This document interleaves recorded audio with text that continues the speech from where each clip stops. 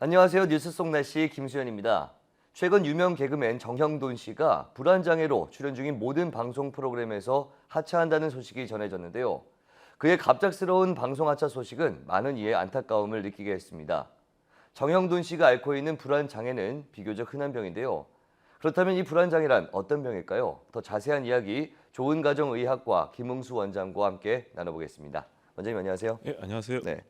이 TV를 보다 보면 연예인들이 공황 장애를 겪고 있다 이런 이야기를 많이 듣게 되는데요.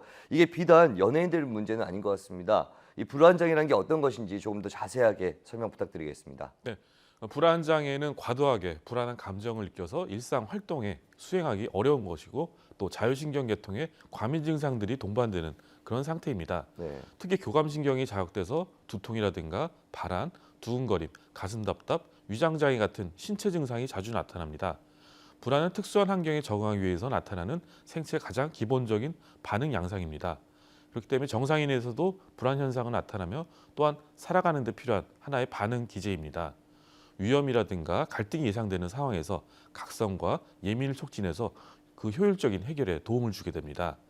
불안은 거의 모든 사람들이 자주 경험한 증상이지만 병적 불안과 정상적인 불안은 분명히 차이가 있습니다.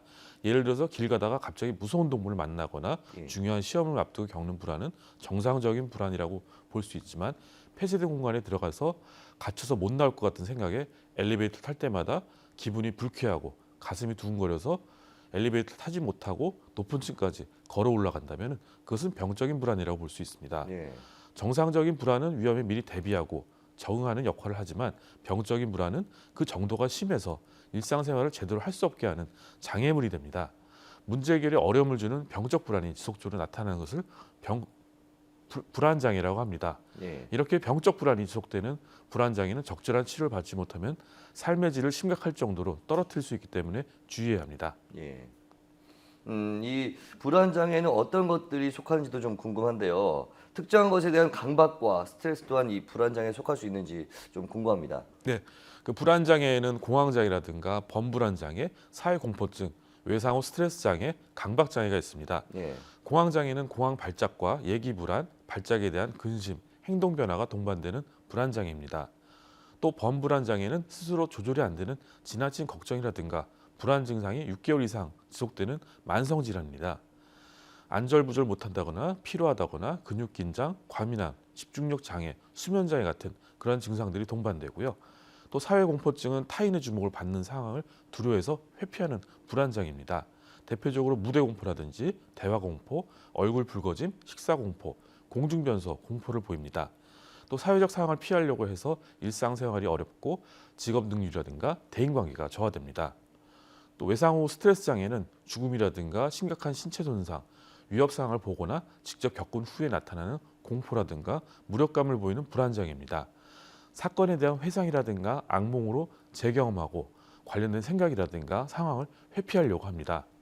강박장애는 자신에 의지와는 무관하게 어떤 특정한 생각, 즉 강박사고라든가 강박행동을 계속 반복하는 불안장애입니다. 환자 자신은 그것이 불합리하다는 것을 알고 있지만 억제할 수가 없고 또 억제하려고 노력하면 불안 증상이 나타납니다. 대표적인 강박 행동으로서는 반복적인 손 씻기라든가 또 문이 닫혔는데 계속 확인한다거나 또 물건을 항상 반듯하게 놓기 이런 것들이 있습니다. 네, 이야기를 좀 쭉 들어보니까 네. 여러 가지 불안 증상들이 나타나는 것 같은데 그 중에서도 좀 심각하다고 할 수 있는 부분들, 대표적인 증상 같은 게 있을 것 같습니다. 어떻습니까? 네, 불안장애 대표적인 증상으로서는 공황 발작이 있습니다. 네. 공황 발작은 교감신경계가 자극되는 심한 증상들을 보이는 것인데요. 정신 증상으로서는 죽을 것 같은 그런 두려움이라든가 현기증, 비현실감, 또 통제력 상실의 이런 느낌이 있습니다. 또 자율신경계 증상으로서는 심기양진이라든가 땀 흘리고 떨림이 있습니다. 또 흉부라든가 복부 증상으로서는 숨찬 느낌, 질식감, 흉통, 복부 불쾌감 등이 있습니다. 말투 증상으로서는 감각 이상이라든가 오한, 열감 등이 있습니다. 이런 증상들이 반복적이고 또 예기치 않게 나타나고 10분 내에 또 최고조에 도달하고 그것이 20에서 30분 정도 지속되고 사라집니다. 네. 이게 문제가 되고 있는 게 점점 더 이 불안 장애를 겪는 분들이 늘고 있다는 사실인데 실제로 얼마나 많은 이들이 이 불안 장애를 겪고 네. 있는 건지 궁금합니다. 그 국민건강보험공단 발표에 따르면은 2008년부터 2013년까지 5년 사이에 불안 장애로 병원을 찾는 환자가 30% 이상 증가된 것으로 나타났습니다. 네. 우리나라 불안장애 환자는 2013년에 52만 2천 명에 달합니다. 2013년 기준으로 연령대별 진료 인원은 70대 이상이 인구 10만 명당 3,051명으로 가장 많고요. 그다음에 60대 2,147명, 50대 1,490명 순서로 연령대가 높을수록 진료 환자가 증가되는 것으로 나타났습니다. 예. 특히 70대 이상 노인의 불안장애 진료 인원은 60대 이하에 비해서 3배 이상 많았습니다. 네. 그럼 이 불안장애가 증가하는 원인은 어디에 있다고 보십니까? 네, 아무래도 불안장애 환자가 많은 이유는 고령화가 되면서 그 노후에 대한 준비가 어렵기 때문입니다. 자식들만을 위해서 살다가 막상 자신의 노후를 대비하지 못한 분들이 현실을 직면하면서 불안이 늘어납니다. 예. 경제가 어려워지고 또 나이 들면서 나빠지는 체력과 건강으로 또 미래가 어둡습니다. 젊은이들이 취업하기 어렵고 살기 어려워지면서 그들에게 돌봄을 받을 노인들은 소외되고 또 우울해집니다. 예. 사회복지제도로 도와주기 어려울수록 불안장애는 환자가 늘어날 것으로 예상됩니다. 네. 그렇군요. 이 불안장애에 대한 치료법도 좀 알아봐야 될 것 같은데 어떤 것들이 있을까요? 네, 그 불안장애 환자가 스스로 문제가 있다는 걸 모르거나 알더라도 또 정신과에 대한 부정적인 생각으로 적절한 치료를 받지 못하고 병을 키우는 경우가 많습니다. 네. 불안장애 환자에게 정신과 병이라는 사실과 이런 병으로 힘들어하는 사람들이 많고 또 효과적인 치료법이 있다는 것을 알려줘야 합니다. 불안장애는 약물 치료라든가 인지 행동 치료를 병행하는 것이 가장 효과적인데요.